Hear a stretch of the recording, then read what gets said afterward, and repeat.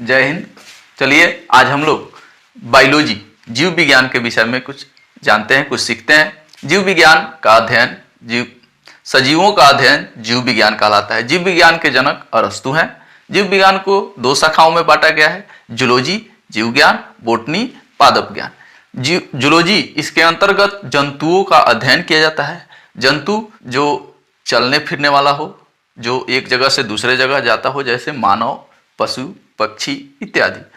Botany पादप ज्ञान, इसके अंतर्गत हम पेड़ पौधा, घास फूस इत्यादि का चर्चा करते हैं। पेड़ पौधे घास फूस अस्थावर होते हैं, वह चलते नहीं हैं, स्थान परिवर्तन नहीं कर सकते। वह विकास करते हैं लेकिन स्थान परिवर्तन नहीं करते हैं। लेकिन मानव, पशु पक्षी, सांप इत्यादि विकास भी करते हैं और एक जगह से दूसरे जगह जाते भी हैं। इन दोनों में की संरचना कोशिकाओं से होती है। कोशिका को सेल कहते हैं। ऐसे कोशिका का बायोलॉजिकल नाम साइटोलॉजी है। साइटो यानी कोशिका को बायोलॉजिकल नेम में हम लोग साइटो कहते हैं, साइको नहीं। साइको का मतलब होता है पागल, पागल नहीं, साइटो। साइटो मतलब कोशिका। सर्वप्रथम कोशिका की खोज रॉबर्ट हुक ने 1665 ईस्वी में किया था, किंतु इन्होंने मृत कोशिका की खोज की थी, इसलिए इन्हें फादर ऑफ साइटोलॉजी भी कहा जाता है। जीवित कोशिका सर्वप्रथम 1674 ईस्वी में एंटोनी वैन ल्यूक हॉक ने किया था। इन्हें एंटोनी वैन ल्यूक हॉक को फादर ऑफ बैक्टीरियोलॉजी भी कहा जाता है। और रॉबर्ट ब्राउन ने 1881 ईस्वी में कोशिका के अंदर, कोशिका जो होता है उसके अंदर के केंद्रक की खोज की थी। इसलिए कोशिका के बारे में हम लोग आगे पढ़ते हैं। सेल की चर्चा हम लोग करते हैं। सेल यानी कोशिका। स्लाइडेन और स्वान ने कोशिका सिद्धांत दिया और कहा कि शरीर कोशिकाओं का बना है, अतः कोशिका शरीर की सबसे छोटी इकाई है। सबसे छोटी कोशिका माइक्रोप्लाज्मा की होती है, सबसे बड़ी कोशिका शुतुरमुर्ग की अंडे की होती है। जीव में सबसे छोटी कोशिका तंत्रिका तंत्र यानी ब्रेन में, स्नायु में होता है। चूंकि तंत्रिका तंत्र में कोशिका विभाजन नहीं होता है, इसलिए में सिर में गहरा चोट लग जाता है। गहरा चोट का मतलब, अगर हमको हल्का चोट लगता है, इस पर चमड़ा पर लगेगा, चमड़ा फूट जाएगा, खोपड़ी पर लगेगा, खोपड़ी फूट जाएगा। लेकिन बहुत गहरा चोट जो ब्रेन के अंदर, खोपड़ी के अंदर लग जाए तो आदमी की उसमें मृत्यु हो सकती है। जबकि सबसे तेजी कोशिका का विभाजन, सबसे तेजी से कोशिका का विभाजन लीवर में होता है। लीवर में जो है कोशिका विभाजन होता है और एक दूसरे कोशिका का निर्माण हो जाता है। लीवर अपने क्षतिग्रस्त कोशिका को स्वतः ठीक कर सकता है। जैसे कोशिका में, आपको ब्रेन के कोशिका में लाइसोसोम नहीं होते हैं, और लाइसोसोम का काम है कि अगर कोई भी कोशिका के कोई भी पार्ट, कोशिका में बहुत सारे पार्ट्स होते हैं, बहुत सारे ये पार्ट्स हैं, इस सब पार्ट्स अगर कोई क्षतिग्रस्त हो जाता है तो लाइसोसोम उस पर पाचक रस डाल के और उसको क्षतिग्रस्त, उसको खत्म कर देता है। इसलिए कोशिका के बारे में हम लोग एक बार फिर से जान लेते हैं। कोशिका, सेल, इसका बायोलॉजिकल नाम है साइटो।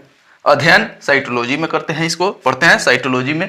कोशिका का खोज रॉबर्ट हुक ने किया था। जीवित कोशिका का खोज जो है एंटोनी वॉन ल्यूक हुक ने किया था। कोशिका का सिद्धांत जो है स्लाइडेन और स्वान ने दिया था।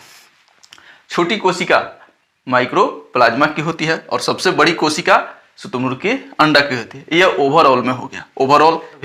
लेकिन मानव में छोटा कोशिका मानव के, मनुष्य के, पुरुष के स्पर्म में होता है, जबकि सबसे बड़ी कोशिका महिला के अंडाणु में होता है।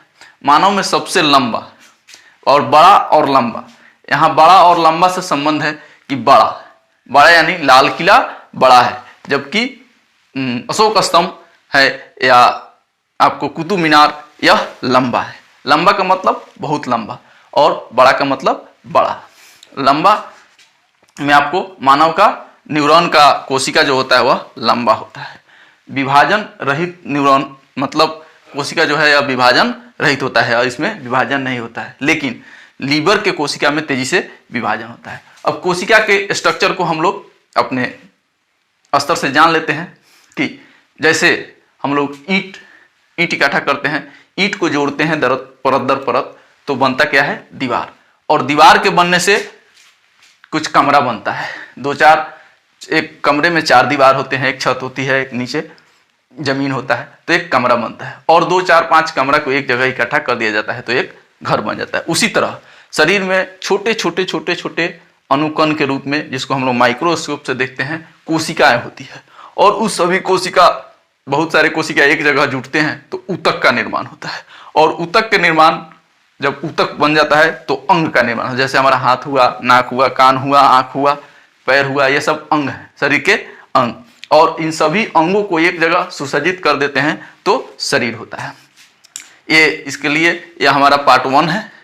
इसके बाद पार्ट 2 भी बनाएंगे, पार्ट 3 बनाएंगे। तो कोशिका चैप्टर को आप लोग देखिए, और आगे देखकर हम लोग अब बात करेंगे कोशिका के अंगों के बारे में। कोशिका में कितने सारे अंग होते हैं? कोशिका में बहुत सारे अंग होते हैं। सबसे पहले कोशिका के चारों ओर एक झिल्ली होता है, एक दीवार होता है, जिस दीवार में यह कोशिका के सभी अंग सुसज्जित होते हैं। उस अंगों को एक जगह रखने के लिए यह झिल्ली बनाया हुआ होता है, और इसी झिल्ली में, अब हम झिल्ली पादप में अलग होते हैं, पादप में इसको सेल वाल कहते हैं, और जंतु में इसको सेल मेम्ब्रेन कहते हैं। पादप के सेल बहुत बड़े होते हैं, इसलिए उसमें डबल झिल्ली होता है, और मनुष्य में सेल छोटा होता है, इसलिए इसमें सिंगल झिल्ली होते हैं, cell membrane and cell wall. जीव द्रव्य इसी के अंदर होता है, ये द्रव्य जो है इसी के अंदर होता है। सेल के अंदर जीव द्रव्य होता है जो 80% भाग जिसमें पानी का होता है सेल द्रव्य में। जीव द्रव्य को प्रोटोप्लाज्म कहते हैं। इसकी खोज, जीव द्रव्य की खोज कुर ने किया था। यह एक तरल गाढ़ा पदार्थ होता है। इसे जीवन का आधार भी कहते हैं, कोशिका के जीवन का आधार भी कहा जाता है। सभी जैविक क्रियाएं इसी के अंदर होती है। प्रोटोप्लाज्म का 80% भाग जल का बना होता है। यह 2 प्रकार का होता है। सेल का प्रोटोप्लाज्म 2 प्रकार का होता है। एक होता है कोशिका द्रव्य, जो कोशिका में चारों ओर होता है, और उसी में उसके सभी मेंबर रहते हैं, जैसे वो माइटोकॉन्ड्रिया, लाइसोसोम, साइटोप्लाज्म, राइबोसोम, या जो भी हैं, न्यूक्लियस, ये सभी होते हैं। और एक होता है केंद्र। केंद्र में होता है केंद्रिका द्रव, जिसके अंदर इसके केंद्र का काम है कि कोशिका के सभी अंगों को नियंत्रित करके रखना, सभी अंगों से को एक जगह जुटा कर रखना। कोशिका भित्ति में, कोशिकांग में जीव द्रव्य होता है, और कोशिका भित्ति में जो द्रव्य रहता है, तरल पदार्थ रहता है, उसका काम होता है कि सभी कोशिकाओं के सभी अंगों को सूखने से बचाता है। और केंद्रिका में जो द्रव्य होता है उसका काम होता है कि केंद्र को सूखने से बचाना। अब इसमें जो है, इसके जो भी अंग हैं उसको कोशिका भित्ति के अंदर जो भी अंग है वह कोशिका भित्ति सेलुलोज का बना होता है, और केवल पादपों में यह पाया जाता है। यह पेड़ पौधा को सुरक्षा प्रदान करता है। जीवाणु एक पादप होता है जिसकी कोशिका भित्ति पेंटिडोग्लोन की बनी होती है, जबकि कवक की कोशिका काइरिन की बनी होती है। कोशिका झिल्ली सेल मेम्ब्रेन जंतुओं में पाया जाता है, और यह पादपों में भी, जंतु और पादप दोनों में पाया जाता है।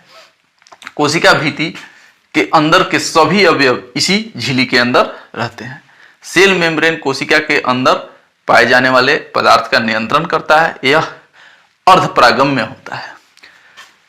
पादप कोशिका में कोशिका भित्ति सेल वाल को नियंत्रित करके रखता है, जबकि मानव में कोशिका झिल्ली सेल मेम्ब्रेन इसको नियंत्रित करके रखता है। पादप की कोशिका भारी होती है, जिसके चलते इसमें सेल वाल होते हैं, डबल वाल होते हैं, और जंतु की कोशिका हल्का होती है, जिसके चलते इसका एक झिल्ली होता है। जैसे मान लीजिए हम पदार्थ लेना है, जैसे छोटा सामान लेना होगा, चीनी लेना हो, चाय पत्ती लेना हो, ये सब चीज एक झिल्ली में, एक पॉलीथीन में हमको देता है, हल्का होता है। लेकिन वही हमको 5 किलो आलू लेना हो, 2 किलो प्याज लेना हो, 10 किलो गोभी लेना हो, सब्जी लेना हो, तो इस सब के लिए एक बड़ा झिल्ली होता है, बड़े झिल्ली में लगा कर देता है। इसीलिए पादपों की कोशिका बड़ी होती है, इसलिए उसमें बड़े झिल्ली लगते हैं, और मनुष्य की कोशिका छोटा होती है, छोटी छोटी, इसीलिए उसमें सिर्फ सेल मेम्ब्रेन लगते हैं।